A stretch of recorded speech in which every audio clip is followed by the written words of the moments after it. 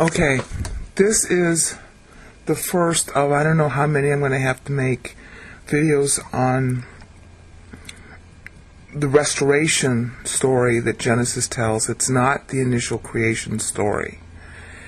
This simultaneously is designed to correct the arguments that are being made about evolution, pro or con, and at the same time to show what God's really trying to do when he tells this truth about origin. You see in front of you, I've tried to enlarge the fonts, Genesis 1:1 in Hebrew and Greek. I should roll it down a little so you can see a translation. The first translation I'm showing is the NASB because NASB tries to literally track the Hebrew and the Greek when it can. It does a little better job than the KJV. KJV is also designed to track the literal words, which gives rise to some crazy translations sometimes in English, but if you know the original, it's a really helpful translation to use when you're tracking. So that's what I'm going to use here.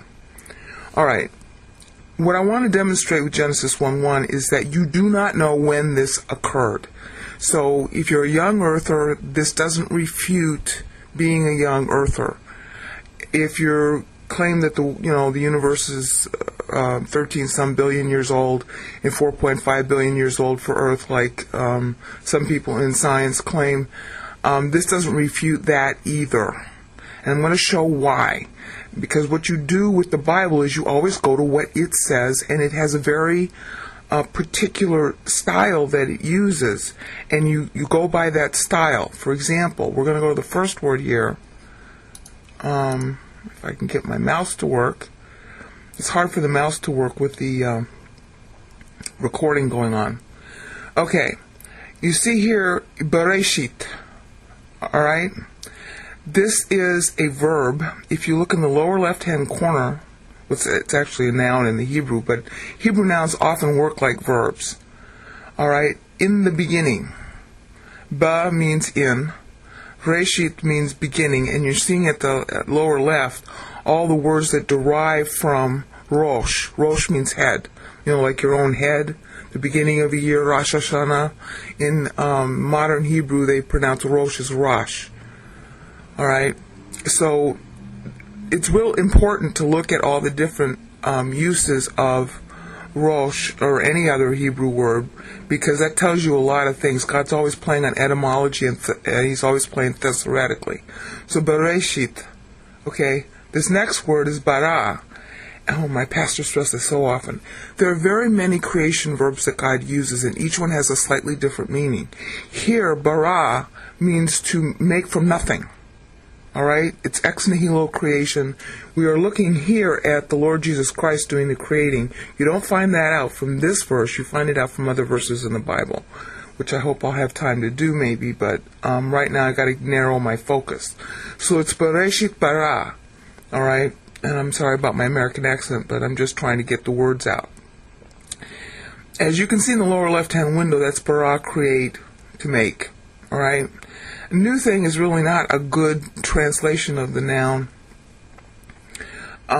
It means something that was that there was no existing material. Asa is the Hebrew verb that's used when you make something out of something existing. Alright? And that's a verb that's used for Adam because God is existing. Alright? And that it's a clever way in Genesis 2:7 to stress that God is making man in his own image. But here we're talking about something that is not in God's image. There was absolutely no existing material. God just speaks it into existence. That you see in other verses like Matthew 4:3 from Satan's mouth attesting to it. So Bereshit bara. Bara means from nothing. Ex nihilo. Elohim. Alright? That's God. It's a common name for God. It's his last name in the Bible. And then at is, as you're seeing in the lower screen, I'm putting the mouse on each individual word. At is used to, is used to signify that the word that's going to follow is either a direct or an indirect object. Alright? That's not quite the best way to talk about the function of et, but right now it's accurate. Okay? Alright, so now you're seeing, alright, well, how do you want to pronounce that? Okay, there's a dagish inside the sheen. So, Hashemayim. Hashemayim. Alright, that means the heavens, the sky, but Bible often uses Shemayim to mean the universe, and that's what he's talking about here. Okay, see this thing here. I mean, it's used. The and is used as a prefix. I can't get the mouse to work. Okay, just the first letter here, where the cursor is flashing, and to the right of it is the wa, with a little shua underneath it. Okay, and then there's the at.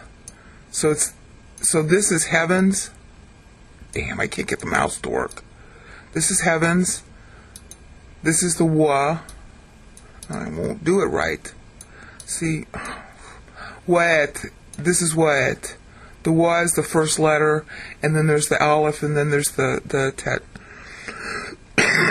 That's the signified. Okay, direct object to come. Because you had the first et here. Here's the first. Damn it. Excuse my French. You had the first. See, this is why I hate Windows. It's not really Windows' fault. Et, and then wa'et, right here. Okay, and then you have ha'eretz.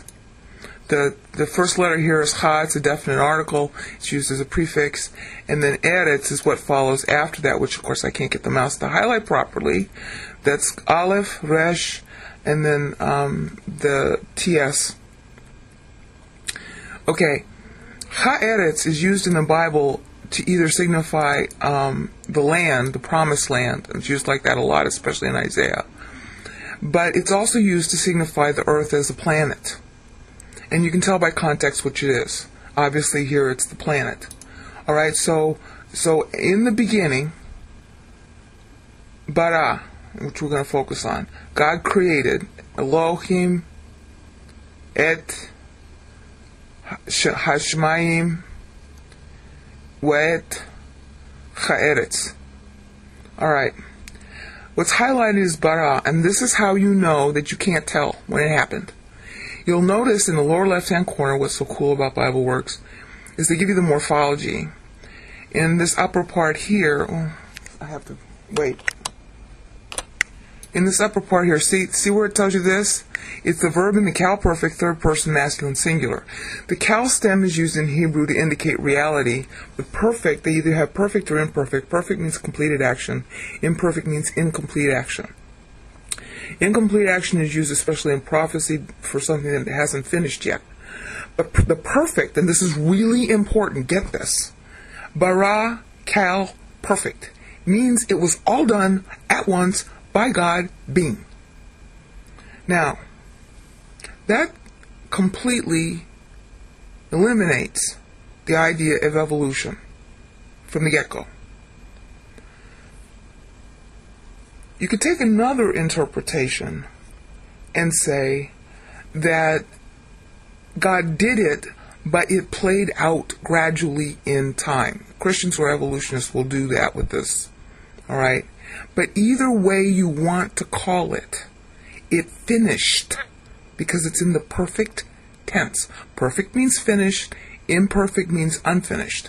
Now sometimes prophecy is put in perfect tense to indicate the certainty of its finishing.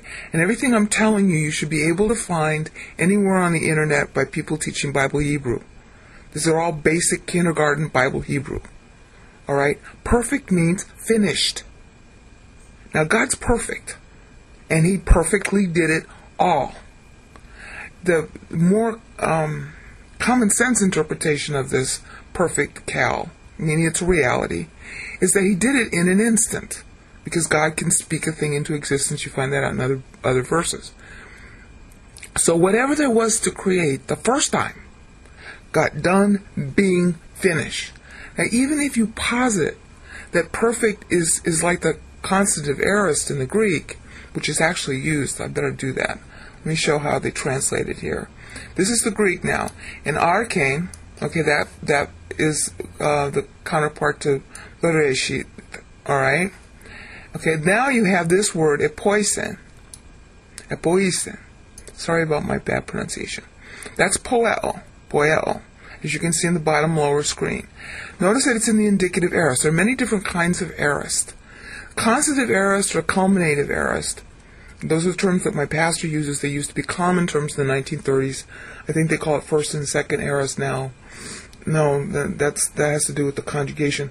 But anyway, the use of the aorist is a point of time divorced from time is the essential concept of aorist. All right? So, and that's a perfect way to describe God being, outside time. Being creates. And all of a sudden now time, the universe, and everything exists. This supports the idea that the whole universe was created in an instant. You could argue, I suppose, that this is instead a consonant aorist because aorist is divorced from time, so its focus is not how long it took, just that it got done or didn't get done. So you could say that, God set it into motion perfectly, however long ago he did it. You really wouldn't know. I mean, I can microwave a potato in 9 minutes or bake it for an hour, but it still comes out as a potato. I mean, there's a little difference in the crust, but if you didn't know to look for that difference, you wouldn't know how long it took. All right, so epoisen is telling you also that there's no time reference. All right? All right, and then the rest of it's pretty easy to read. Hotheos. Okay, that's God. Ton uranon. Okay, that's the heaven. They use it in the singular in the Greek. Kai, that means and, the same thing as wa in Hebrew. And then tingain, the earth. Alright? So it's not talking about Israel. Okay. So we have confirmation in the LXX, which Christ and the apostles used. Not everything in the LXX is correct, but you can always tell because you've got the Hebrew also to refer to. Okay, now, you can see it's very straightforward translation. Alright, from the LXX. But the point is that bara has no time reference. It either happened in an instant or it happened over time, but whatever it was, it finished. That's really important. It's perfect. It finished. Alright. That's the end of this part of it. And I'm going to get on to the next part when we get to 2.